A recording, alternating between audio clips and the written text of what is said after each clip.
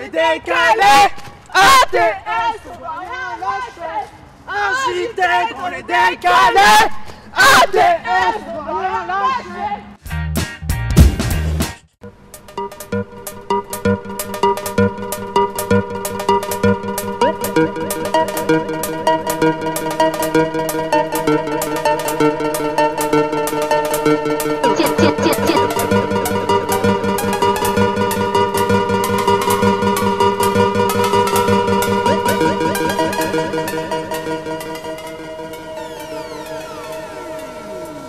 Réunir les amateurs de musique électronique, de la deep house au hardcore lors d'une seule soirée, c'est l'un des objectifs que se sont fixés les organisateurs du marathon électronique. La seconde édition de cet événement annuel a eu lieu les 23 et 24 mai, un parcours qui entraînera les participants les plus endurants dans les rues nord parisiennes. C'est un parcours festif organisé par trois associations qui s'appellent La Mangouste, PME, Cosmopolisme. Le marathon électronique représente toute une scène alternative parisienne qui organise principalement des soirées en bar mais aussi en club ou qui fait des soirées, des teufs, tout ce qui est possible de faire dans la musique électronique. 10 bars, 25 collectifs et 70 artistes, le marathon vous propose de découvrir ou redécouvrir le monde de l'électro à travers des DJ et des collectifs plus ou moins connus. Il y a quand même un réveil de la musique électronique à Paris. Et nous, derrière, on arrive pour présenter des collectifs qui n'ont pas l'habitude d'être mis en avant. Une vraie fierté du marathon électronique, c'est de réussir à mettre sur un même événement des tas de différents styles musicaux. Pour les artistes présents, c'est également l'occasion de se présenter à un public différent.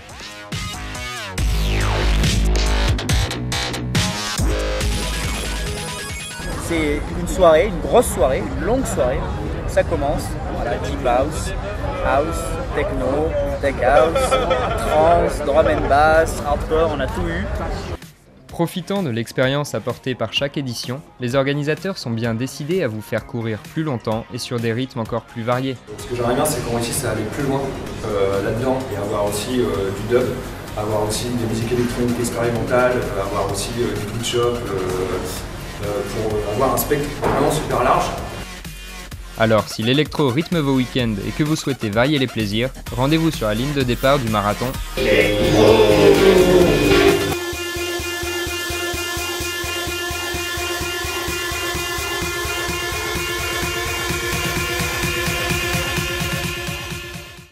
Et voilà Laetitia, c'est la fin de ce JT, ça a été un grand plaisir pour nous parce que c'est une vraie expérience à partager entre l'équipe de Télé Sorbonne mais aussi avec vous chers téléspectateurs. Qu'est-ce que tu en as pensé Laetitia?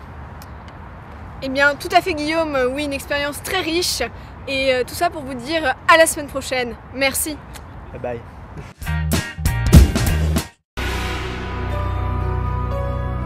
Si vous habitez dans un espace civilisé, vous n'aurez pas échappé au croc acéré des communicants en charge de la campagne de publicité de la nouvelle comédie musicale Le Bal des Vampires, présentée par le Théâtre Mogador.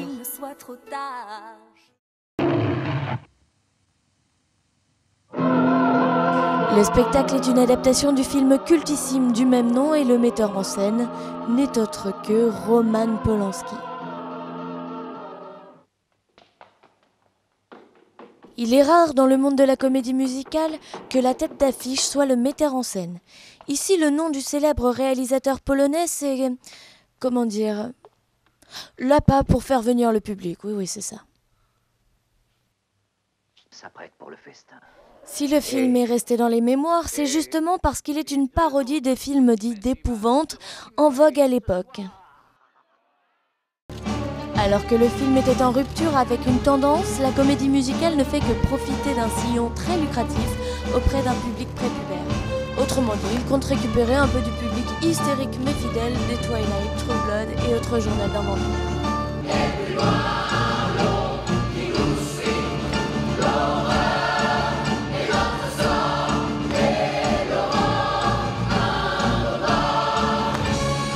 L'érotisme, la démesure et l'élégance qui ont fait de ces personnages des mythes.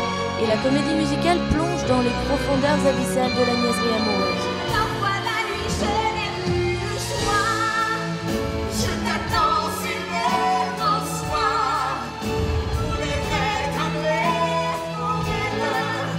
On écrira notre histoire. À l'encre rouge Télé-Sorbonne pose la question. Où est Polanski là-dedans ? Même si le spectacle est drôle, on est très loin de l'humour décalé, impromptu et inimitable de Roman Polanski. Non, tu sais que ces choses-là m'impressionnent pas du tout. Il ne reste là. Visiblement, ce doute que nous avons sur l'éventualité que Polanski ne soit pour ce spectacle qu'un nom sur l'affiche a été anticipé par les équipes de communication du spectacle. On était très bien drivé par Roman et toute son équipe. On pensait très honnêtement que son nom sur l'affiche, ce serait juste un nom sur l'affiche. Et même en étant dedans, parce qu'on se dit, oui, Polanski. Et bien en fait, il est là tous les jours et au taquet. Les images des répétitions et enregistrements diffusés sur Internet mettent en scène de façon à peine dissimulée une éventuelle complicité de Polanski avec les membres de l'équipe. Allez, un petit coucou et un clin d'œil, voilà, impeccable. La seule chose qui est sûre en attendant, c'est qu'il n'était pas là à la journée consacrée à la presse. Pour tout vous dire, penser qu'il n'y est pour rien dans tout cela est rassurant finalement. On veut pas croire que le réalisateur brillant de Tess, de Rosemary's Baby, de La Vénus à la fourrure, de Chinatown, du pianiste, puisse en être arrivé là.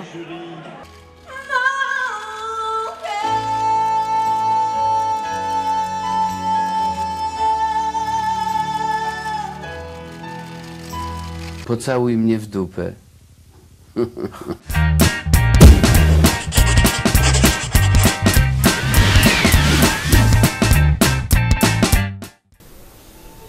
Valentin, ils sont prêts.